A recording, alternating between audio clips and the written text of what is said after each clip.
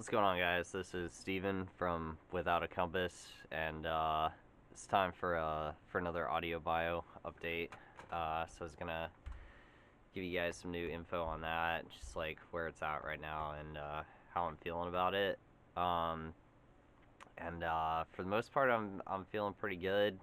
Uh, there's certain things I can and can't do with it because it's just a single file. It's not the individual tracks. Um, so there's a lot of trade-offs going on. A couple of things I ran into were the vocals versus the guitar tone or the guitar EQ. Um, there's there's a pocket where I want to scoop out um, around 1K or 2K to smooth out the guitar sound. Um, but if I do that, it messes with the vocals. It's just a trade-off, you know. It's like you get one sounding good, and if there's another instrument or um, a vocal or something that's in a similar frequency range, um, you're gonna have to choose between one or the other, or just get really, really thin with the bandwidth and try not to pick up any weird frequencies as you boost or cut that. So yeah, definitely ran into that with the guitars versus the vocals. Another thing was the bass guitar in the mix. Usually, you know, the final mix for a song, uh, the bass guitar has a pretty compressed tone. Um, in this album, it's just this woo sound that's in a huge range of the low end. It's not like zing zing zing zing zing, zing, and it's not like gang gang gang gang gang. It's like woo. So yeah, trying to get rid of that. Since it's in the same frequency range as the kick drum, um, you know, getting rid of that noise is also gonna get rid of the punchiness of the kick drum. So that's another thing I ran into. But I've mainly focused on just getting the mix tighter, getting it more compressed, making it sound more modern and less. I I think you know, and kind of showing a couple people and talking to people about it. Um, we kind of think that the CD was meant to sound like a tape. You know, it was meant to sound analog, and it was meant to sound like something from the mid or late '90s. And a lot of the bands that these guys were influenced by were bands from, you know, the mid and late '90s. And even like the graphic on the album, it's like a, you know, it's called Audio Bio and it's got a tape on it. So I wonder if above all else, for the feel of the CD, they wanted it to sound like a tape and not be heavily like EQ'd or compressed or anything like that. Um, and that's really cool, but um, also, you know, I feel like they were trying to compete with other bands at the time and get noticed, and um, I don't know. It's quite a risk to want your CD to sound like a tape. It's a I mean, it's cool, but that's, you know, it's hard to. It's something that's hard to compete with, I guess, with other bands. Um, so, um, you know, I'm kind of not trying to smash the sound too much. I'm trying to retain a little bit of the old feel. Um, but as a, you know, as doing a remaster, I think it's kind of understandable to have it sound different and have it sound a little more modern. Um, but yeah, so next I'm gonna show you guys how the original track sounded. I'm just gonna pick a song from the EP, and then I'm gonna point out a few things that I added to it, a few effects and plugins, and I'll show you, how it's sounding at this point. I'm pretty happy with it. I'm not like overjoyed with it. It's like there's only so much I can do, but also I knew I could do something. Uh, so seeing a little bit of progress and not making it worse feels pretty good. So I hope you guys enjoy checking that out. I'm just gonna show it for now from the camera audio. I don't really want to reveal the full quality yet. I'd actually kind of like to maybe see if Stu, the drummer from the band, still has the video file for "There Are No Teams," which is the single that they chose from this album, and they made a video for it. And I just always remember, it's like, watching that video and hearing it, it's like, wow, like this would be so good, but number one, it's like it's only in 240p. The audio is not going to sound very good anyway, if it's uploaded at a low quality. But one thing I noticed years ago is when you listen to the actual CD, it's not very far off in mix quality, and it's just odd because the album was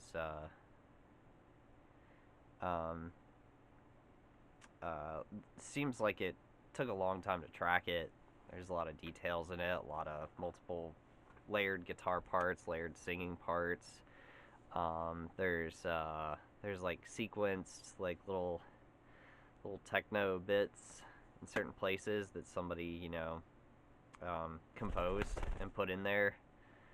There's a lot to this album, so yeah, it was just weird years ago, listening to the actual album and being like, oh, it wasn't the quality that it was uploaded at on YouTube. It was the actual album. The album really sounds like that.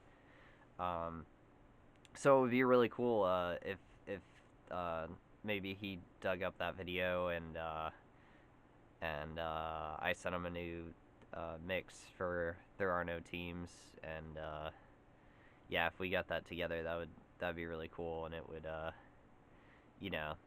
allow people to kind of see the band all over again years later. But yeah, so yeah, let's check out some of the progress on it, and I hope you guys like it. Alright guys, so I've got a song pulled up from the Audio Bio EP. It is it's called "Shooting Stars and Other People I Don't Like." It's my personal favorite from the album. And yeah, so here's the song without anything on it. This is just pulled in straight as an audio file into Studio One. Just up here, just song import file, and I just imported the song. And it sits at 0 dB. It's already, mastered at its full volume, even though it kind of has that tape sound to it. It seems like it was correctly mastered. But yeah, so here's what it sounds like. I never questioned your courage on me. I don't really know how the camera's gonna pick it up, so you know, try a few different volumes.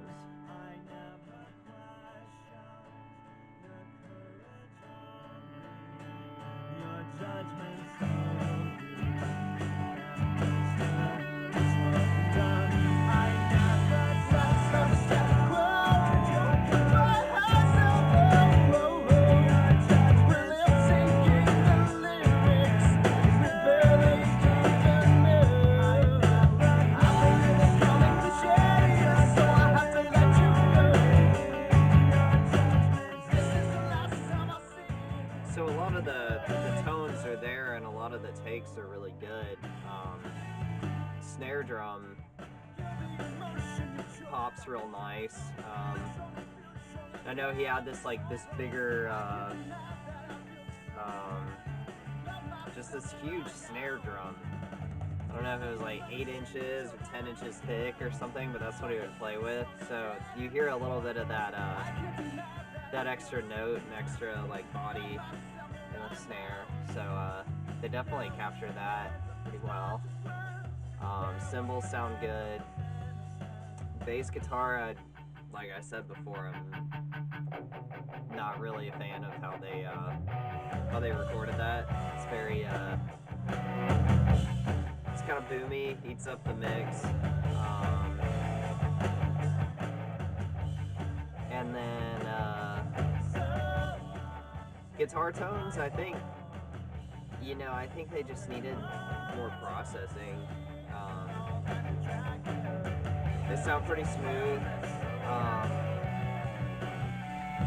but even if you crank the mix as is, it just doesn't sound very big. It sounds pretty weak. So I'm gonna start adding some stuff on. Hopefully you guys can hear the difference.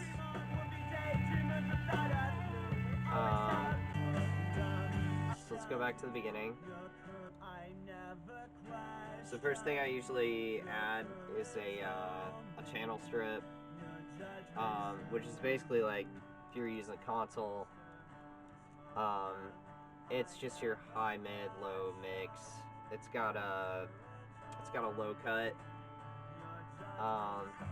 but it's pretty straightforward.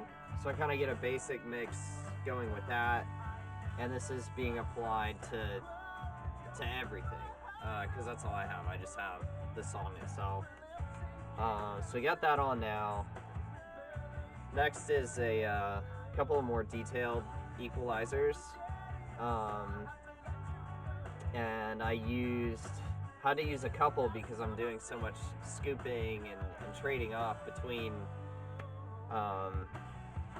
making one instrument sound a certain way, but then having to deal with another instrument getting changed because of that. So I've got two EQ tools in here. It's just the same one I'm using twice. I just needed more nodes, and I think Studio One Pro EQ just has like 5 nodes, and then you've just got like a shelf and a couple of shelves and a low cut. But I mixed each song on the EP a little bit differently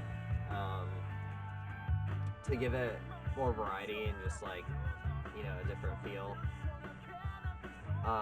So let's get the other EQ on there. This one again focuses in on the kick drum, the bass guitar, but then also we're covering some highs up here, kind of like the pop on the snare, and some of the cymbals right here, and then the highs on the snare, and then the highest frequency that we're gonna capture for cymbals is also in this area or close to it.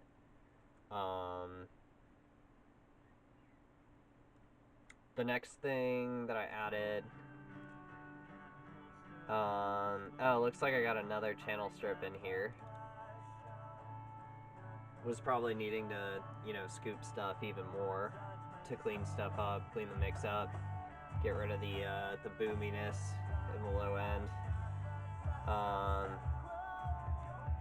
Wow. I needed a third EQ to get some brightness up in, you know, like the attack from the snare and the vocals and everything like that, and then even more emphasis on that that crack from the snare drum, the highs on the snare. So we got that on. Also adding a little bit of chorus to everything. Got to add it to the whole mix. Wasn't really too happy about that, but it's what I got. But I did pinpoint a frequency range to try to focus only on the instruments that you know, that I wanted to have chorus. But yeah, definitely still a little bleed over to the snare and the cymbals, because those are close to the frequency range for the vocals. So ended up with a little bit of chorus on those, but it's not the end of the world. It, you know, it's not really hurting it too much. The next thing is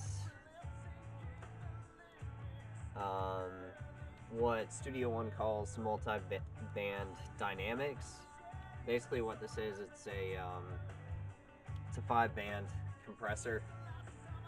So you can focus in on certain frequency ranges that you want to run compression on, instead of just running compression with one specific threshold.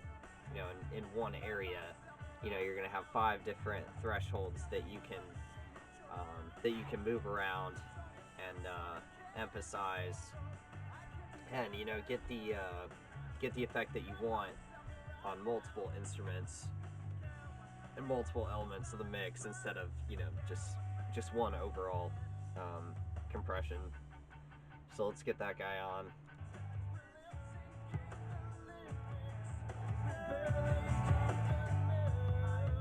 So yeah, definitely added some depth to it, added some warmth. It's a little bit too much. I'm gonna roll the gain back a little bit, because a lot of the time you put these effects on it and they sound great, you know, in your headphones, they sound great in studio monitors, and then you put it in your car and you're like, wow, I have to just completely rethink everything I worked on. It sounds completely different, and way too overdriven, way too smashed. But yeah, so that's you know, with multi-band dynamics. And then I know you probably can't hear too much of the difference right now, but you definitely will when after the band gets a hold of the final version. A couple other things real quick. Put a little bit of reverb, room reverb, on the whole mix, and that's also something that you don't normally want to do. There's certain things you want to keep in front of your mix, like you know, the kick drum. Plus, the style calls for it. You want to have that guy be as big and up front as possible. So that's why I didn't go too heavy on the reverb here. Just a reverb, it's just mixed in about like 12%. It's pretty dampened as well. It's got a lot of length to it. I let the sound bounce around for quite a bit, because this is, you know, kind of a dry, empty sounding mix, and you know, it does need a little bit of that to smooth it out, and you know, give it a little bit of ambience. And then the last thing is a tool I found later on.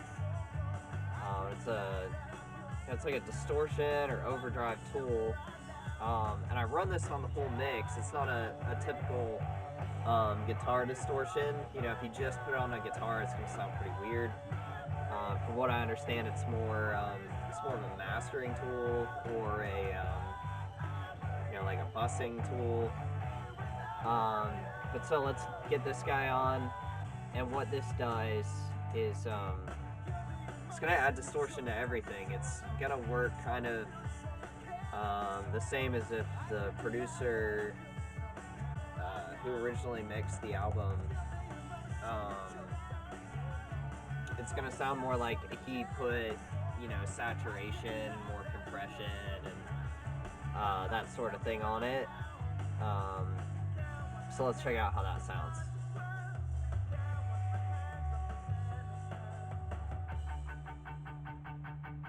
Super subtle, but it adds some pretty crazy presence to it. Kind of breaks up the sound a little bit. Makes it sound a little more edgy. And I actually, there's a build-up in the song right here, and I used this same red light district plugin as an effect to boost this part that they just start like jamming out to. It's just an instrumental part. It's pretty heavy, and I use it as an effect a second time, and that's over here in event effects for that specific section of the track. And so this second one, I've got it pretty cranked, and it just kind of explodes into this part now. Puts a little distortion on the vocals, but I like it.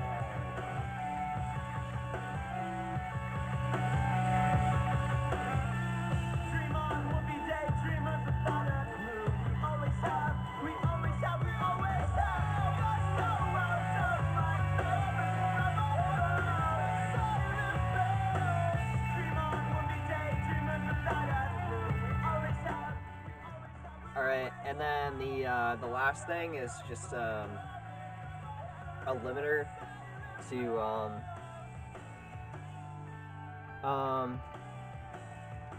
kind of give the sound an even more compressed and like present sound that sits up front instead of you having to really crank the song to hear everything in it. And I'm going pretty easy on this guy. I think I'm gonna, mess with it some more now that I, had to roll back the multi-band dynamics. Definitely got more headroom. But this is gonna glue your mix together. It's gonna bring the instruments closer together, but it's also, it also can cause some pretty bad distortion if you go too hard on it, or if you're kind of new to it. I'm still pretty new to it, and it's tough to get it just right, but like there's only one way to get better at it, more experience and just more research.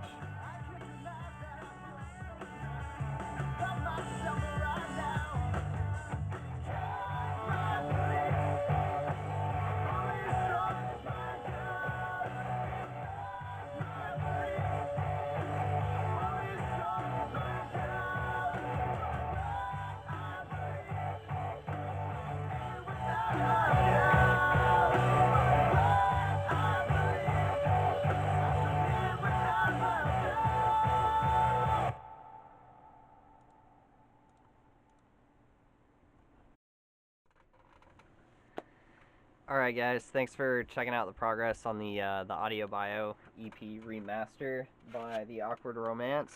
I hope you guys give it a listen once it's available. I'm going to work on it for probably another 2 weeks. It's a pretty touchy project. It's hard to get things just right. And I'll definitely be bouncing it a lot, listening to it in the car and, on a variety of crappy speakers and headphones. to just get as much information as possible, and what the mix needs to be finished out. But yeah, thanks for checking it out, guys. I've got a couple other bands that I'm gonna be doing this for. Um, it's funny, both of them have the name Ashlyn in the band name. I actually found one band from searching for the other one, but there's a band uh, from Fayetteville, Georgia, called Ashlyn that I was really into. I have a very old burned CD with one of those print labels that you get from Walmart that you print your band logo on and you put on there. But it's Ashlyn the Clarity is the CD. Some of the stuff in the mix is really rough and it can't be helped. It was a live DVD or sorry, a live recording. But I'm gonna try to do what I can to make the mix as listenable as possible. It was a live performance, and I think they were probably 16, 17, just in high school. And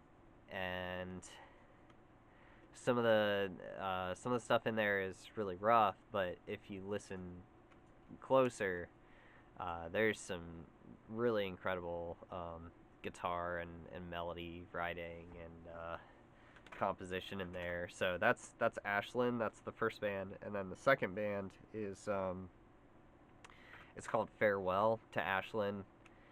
They're a band from Kansas, and I think they like the Awkward Romance and Ashlyn. They were pushing for you know pushing to go upwards and paying for demos and demos at a studio, and they had 2 songs come out of it, and those songs are just so good. But yeah, the mix is rough on those two, so I can't wait to try my best to touch up those songs and hear them again in a new way. But yeah, so probably do another audio bio update in about a week. And I'm hoping to be done with the project in 2 weeks. So yeah, thanks for listening and checking some stuff out. I'll keep it coming. See you guys.